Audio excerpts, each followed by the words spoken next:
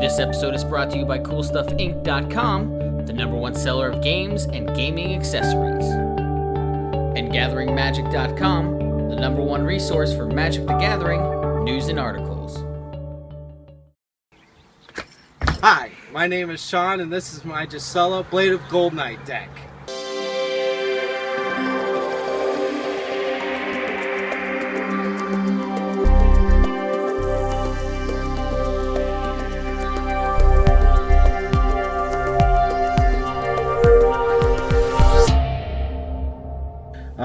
So we're talking today about my commander, Gisela Blade of Goldnight. And Gisela basically has two abilities here that we need to kind of focus on. She's got if a source would deal damage to an opponent or a permanent opponent controls, that source deals double that damage to that player or permanent instead. If a source would deal damage to you or a permanent you control, prevent half that damage rounded up. So the nicest thing about this is that Gisela's damage, damage that can be doubled, it can be from opponent to opponent as well. She's a 7 cost. She typically comes in mid to end game, and I really loved building this deck, and so we're gonna try and move on and get through this as fast as I can here. Okay, here we go. So first thing we have is snow-covered plains. We have 10 snow-covered plains. All right. Next we have snow-covered mountains, and we have 8 snow-covered mountains. All right. We have a cycling land to get some card draw if we need it, and for good on our lands. Then we have Terramorphic Expanse, so we can go fetch a basic land if we need it.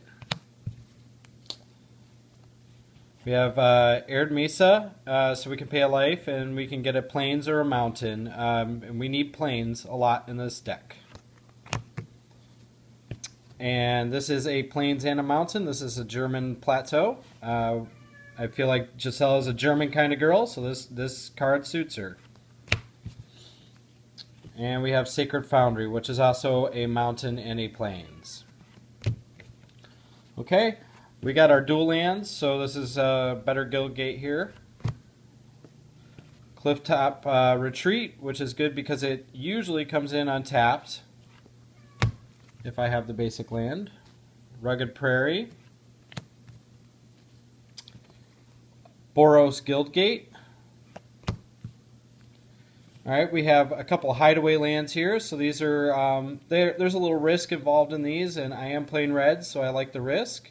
And the really nice thing about Spinerock Knoll is that I don't have to actually deal 7 damage in order to activate Spinerock Knoll and get the card out from underneath. So pretty good card. We have a little protection package. Gisela's second thing is preventing damage, so I've got a lot of cards in here that prevent damage. This is one here, Kor Haven. Maze of Ith. If we're dealing with something like Prosh, having a Maze of Ith is pretty good as long as all the artifacts on there and enchantments are blown up. So okay. Reliquary Tower. There is a lot of land ramp in this deck, and so this is gonna kind of help us not have to discard at the end of our turns. Sunhome Fortress, we can use this on opponents' creatures if they're attacking our other opponents, or we can use it on our own creatures. It seems like a little bit of politics can be done with this card. And it doubles with Gisela. Buried Ruin, get an artifact back from our graveyard, and that's pretty good. Most of our card draw is artifacts. Here we have, I'm going to try to say this right, Miko Koro, Center of the Sea. So each player can draw a card. The nice thing about this is we want to, I wanted to have friendly card draw in this deck so that my card draw was less likely to get blown up. Drawing cards in Boros is kind of difficult, so this is my friendly card draw for the deck. Alright. Amiria the Sky Ruin. Nice thing about this is if I have 7 planes in play, I can start getting creatures out of my graveyard every turn for my, or well, every one of my turns. So that's pretty good. It really just makes the deck run a lot better, and we're doing a lot of plains ramping, so we should be able to get this online. I have a couple of times now. Mistveil Plains, this is kind of the best land in this deck. It's not kind of, it is the best land in this deck, just because it allows us to get stuff back on the bottom of our library for Sunforger, or if I'm doing land searching and I blow up some of my lands, I can, or somebody blows up some of my lands, I can put them back in the bottom of my deck and then go get them again. So pretty great card. All right. Strip Mine, if there's a problem land on the other side of the table, we can blow it up. Alright, Flamekin Harbinger, this is a elemental shaman, and when it comes into play, I can search my library for an elemental card, reveal it, then shuffle your library and put that card on top of it. So it's a nice little tutor for elementals, which I have a few of those in here. Next we have Planar Guide. Planar Guide says 4. I can remove Planar Guide from the game, remove all creatures from the game. At the end of the turn, return those cards to play under their owner's control. So nice thing about this is I kind of put this in there for some chaos, because red is all about chaos, and so basically having a bunch of ETB triggers go off at the same time seems like Judge Breaker shenanigans to me. And plus, I can potentially save not only my creatures, but other people's creatures in a political move if there's a board wipe or something like that happening. Pretty good. All right, Weathered Wayfarer. It doesn't just allow me to get basic lands or non-basic lands. It allows me to get any land, as long as I have less land than somebody else. And earlier in the game, when this guy comes out, I will, so I can get some of my really good utility lands. Knight of the White Orchid, this allows me to get land again. Plains, like Mistveil Plains. Okay, Blade Splicer, okay, this is really great because it allows me to have other make creatures just by bouncing this guy in and out of play. There's kind of this whole blinking, flickering, whatever you want to call it, theme going on here in the deck. So this one makes 3/3 golems, and golem creatures you control have first strike. Alright, next, this is like the secret of Boros right here, and I can usually get this running by the third turn. So it comes into play if you control 2 or more mountains, you may destroy a target artifact, and when he comes into play, if you control 2 or more planes, you may destroy a target enchantment. So bouncing this guy in and out of play and blowing up artifacts as enchantments is really good for us. Fiend Hunter, I'm using this as kind of a flicker or blink trigger, but I can also take care of opponents' creatures with this. Flicker Wisp, I wish this was a flash card, but it's not. But basically I can use it to get a flicker or blink trigger kind of slow speed, so it's good. Mentor of the Meek, I need as much card draw as I can get, and if I have something with power 2 or less come into the battlefield, I can pay 1 and draw a card. And we got lots of stuff coming in and out, so this guy should give us some card draw. As long as somebody doesn't blow it up. Alright. And then we have Mirror Entity here. So we were kind of talking about Blade Splicer earlier. With Mirror Entity, we can go ahead and make our creatures all creature types, and they get +X/+X until the end of the turn. And with Blade Splicer in play, that means that all of our creatures now have first strike, and we can pump them up as much as we need to do damage to our opponent. So, great card.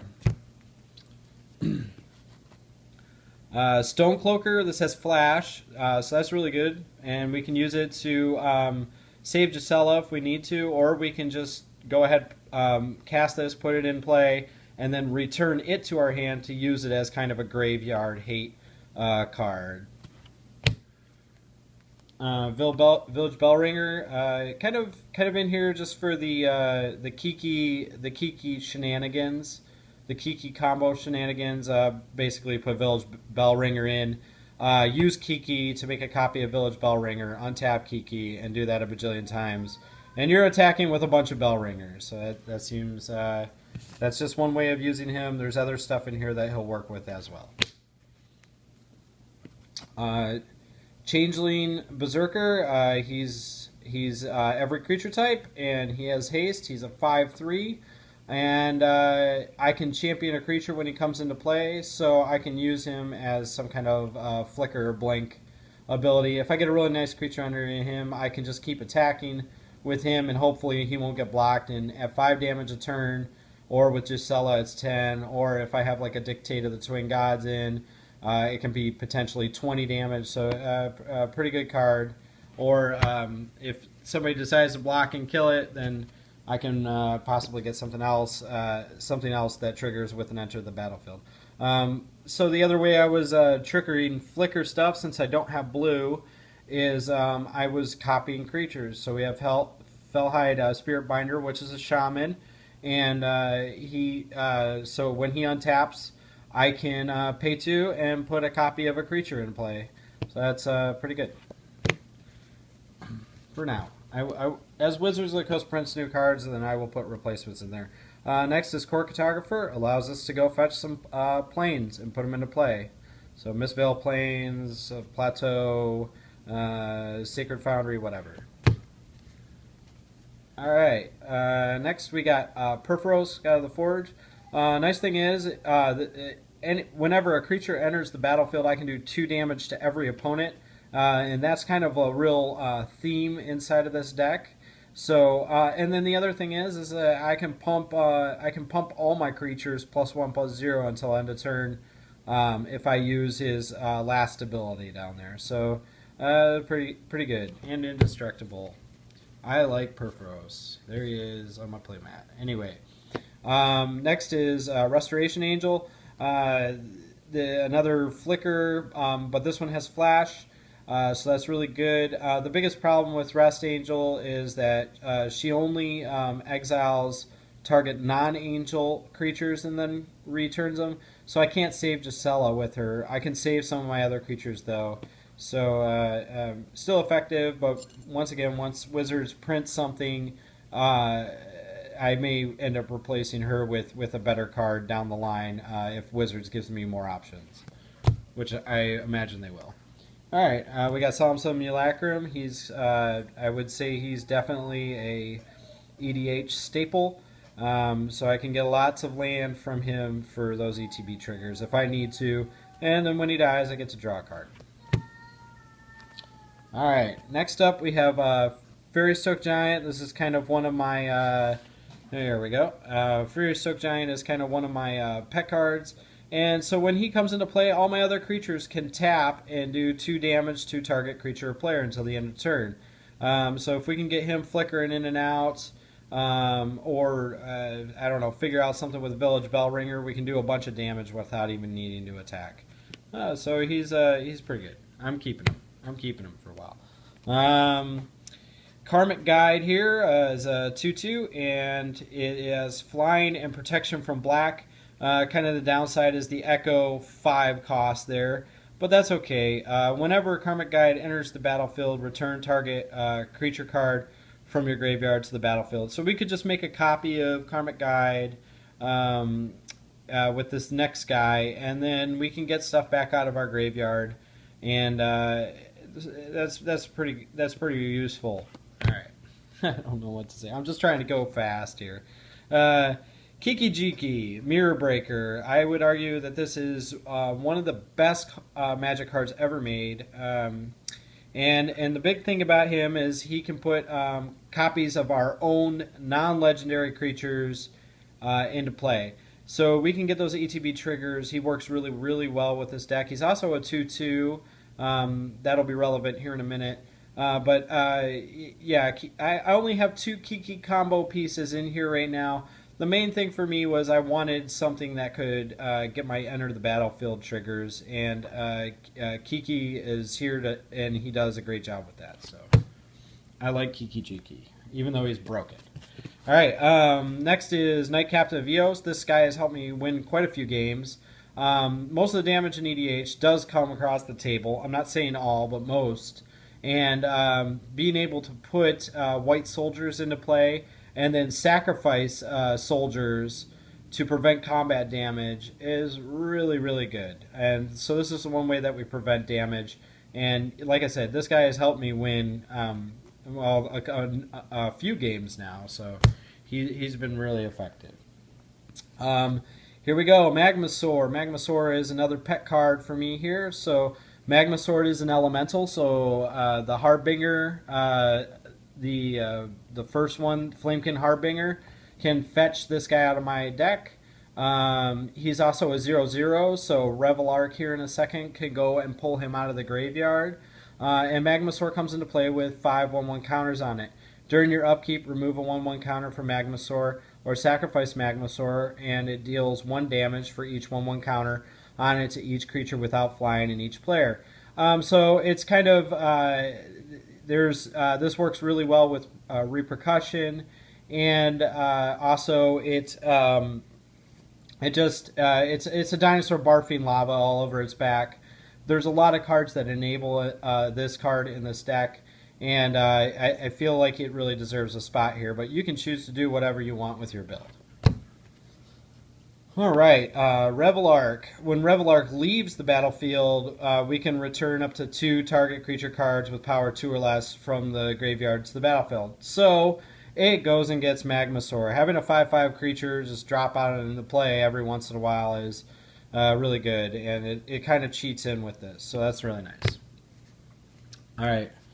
Again, forgive me if I can't say this correct. This is Adarkar Valkyrie, and it has flying and vigilance. And when another creature dies this turn, I can basically tap it and return that creature to control under my control.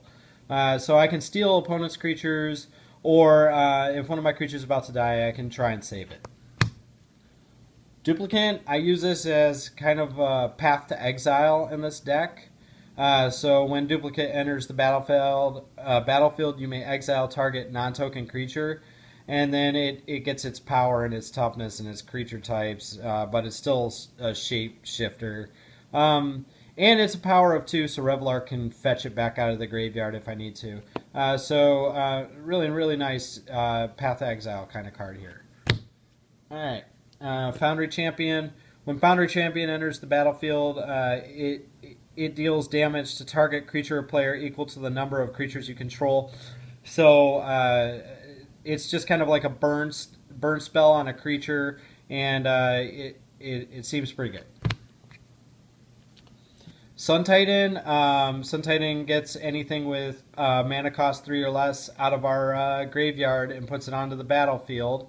If it attacks or if it enters the battlefield. So that seems really good for getting our artifacts, enchantments, and some of our creatures back into play from our graveyard. Alright, Sensei's Divining Top found a spot in this deck. I needed lots of card draw. Boros really is terrible with card draw. And this card allows me to basically scry 3, and then if I need to get that card right away, I can. Not for every deck, but for this deck, it is great. All right. Next up is Skull Clamp, and Skull Clamp, equipped creature gets +1/-1, and we get to draw some cards if that creature dies. So we could equip our tokens if we wanted to. I actually equipped this to Gisela and ended up doing commander damage because she became a 6, and then it was like Dictate of the Twin Gods and Gisela, boom boom. That basically takes it up past 21 and did the damage. So this is a great card, obviously. Thornbite Staff, we got Kiki-Jiki in here, so we got his staff of his shaman staff here. There's a couple other shaman in the deck, and you can kind of figure out some ways to make this work for you. or you can take it out if you don't like the combos. Cloudstone Curio, this was another way to enable those enter the battlefield triggers. So being able to choose to return my stuff to my hand and then put it back into play seems really good every time I play a creature. This is a really great card in this deck. Also great in Norin the Wary. Alright, next card is Crucible of Worlds. And so I'm going to be sacking some land in this deck. And also some people are going to be blowing up my land. So having the way to get that land back into play, this is one way to do that. Alright, Sunforger. It is my firm belief that Sunforger should be in every Boros deck. I think it is a Boros staple. Being able to attach it and get basically a red or white instant for 4 or less is awesome. And it makes an equipped creature +4/+0. Especially with First Strike or Double Strike or just Gisela or anything, this card just goes completely bonkers. Great card, and I will call it a Boros staple. Sunstone, so I told you we'd be sacking some lands, and this is why I have all the snow-covered lands in the deck. We can sack our lands to prevent combat damage that would be dealt across the board. I know, it's silly, but I have a few ways to get my lands back into play, so I'm not too worried about sacking lands in this deck. And preventing combat damage seems good. Alright, next up we got Temple Bell. I told you about the friendly card draw. This is more friendly card draw. Play a little politics, maybe people leave you alone a little bit longer. Mind's Eye. Whenever an opponent draws a card, you may pay 1 if you do draw a card. Flicker, I just wish this was at instant speed, but it's not. But I need, like I said, I'm not running blue, so I need whatever I can get. So I can remove a target non-token permanent from the game, then return it to play under its owner's control. So this works really good with Rise of Hobgoblins. Gift of Estates. Gift of Estates, basically, if we have less land than one of our opponents, we can go and fetch 3 lands and put them into our hand. Plains cards, specifically. So that's really good. But it's at sorcery speed. I wish it was at instant. This one I don't really care that it's at sorcery speed. Mizium Mortars deals 4 damage to target creature if you don't control. And then Overload, if I pay the Overload cost or cast it for its Overload cost, it does as much damage as I want to every one of my opponent's creatures. Alright, I'm trying to move faster here. Twin Flame. Twin Flame basically allows me to make copies of creatures, and it has a strive so I can do more than one copy of different creatures on the field. Cloud Shift, bounce a creature, or flicker, whatever you want to call it. Enlightened Tutor, great to get card draw or enchantments or whatever I need. Alright. Next we have Lightning Bolt. Lightning Bolt, this can potentially in the deck do 48 damage all in one blow. We just need Repercussion, Dictate of the Twin Gods, and Gisela in play, and Lightning Bolt will hit for 48 to an opponent. Pretty good. Path to Exile, we can exile somebody else's stuff, or if we need land earlier in the game, we can exile a token or something like that to get some land. Tithe. Tithe lets us go and find a plains, and if we have less land than somebody else, then we can go find an additional plains. It's an instant. Angel's Song. This is a instant that prevents combat damage to everybody for the turn, and it also has cycling. So maybe the first time I cycle it, the second time I use Sunforger to get some more value out of it. It seems pretty good in this deck. Boros Charm helped me win a game by its second ability there. I'm not really going to go into Boros Charm too much. It's just a really great card. Liberate. This is return target creature you control, or remove target creature and then bring it back in. So it's a instant speed flicker for creatures. Oh, all my cards have fallen down. All right. Otherworldly Journey, same thing as Liberate, only it gives a +1/+1 counter to something. Chaos Warp, it's going to let us take care of generals. Ghostway, remove each creature you control from the game, return those creatures at the end of the turn, so I can get a lot of ETB triggers with this one card for my cards. I can save my creatures, whatever I need to do. Volcanic Fallout kind of falls into the Magmasaur line. Since Gisela doubles damage for everybody else and half damage for us, this is really good. It's really great with Repercussion. You can actually win a game with this spell. Return to Dust. We can destroy or we can exile an artifact or enchantment. Or we can, if we did it on our turn, we can exile 2. So that's really great for the gods. Legion's Initiative, we can exile our stuff and bring it back, and it gives +1/+1 to red and white creatures. Okay, Rise of the Hobgoblins. If you can flicker this in and out of play, you can basically pay its X cost and put more goblins in play. And it gives our red and white creatures first strike until the end of the turn. So this card is one of the greatest Boros cards there is. Next up is Repercussion. Repercussion, I've been talking about quite a bit, and just as long as you start targeting creatures with damage, with Flamestoke or the stuff like Pyrohemia or whatever, as long as you're doing damage to creatures, it's going to do that damage to players. And if Gisela's in, it doubles the damage to the creature, and then it doubles the damage again to the player. So it's really good. Pyrohemia, this is kind of damage on a stick here, and it's just really, really, really good for our deck. We have Splinter Twin. I've been trying to find a place for this card for quite some time now, and it finally found a spot in this deck. So to be able to make a copy of a creature that it's enchanting is really good, and it does infinite stuff, or it just gives me value, a lot of value in this card.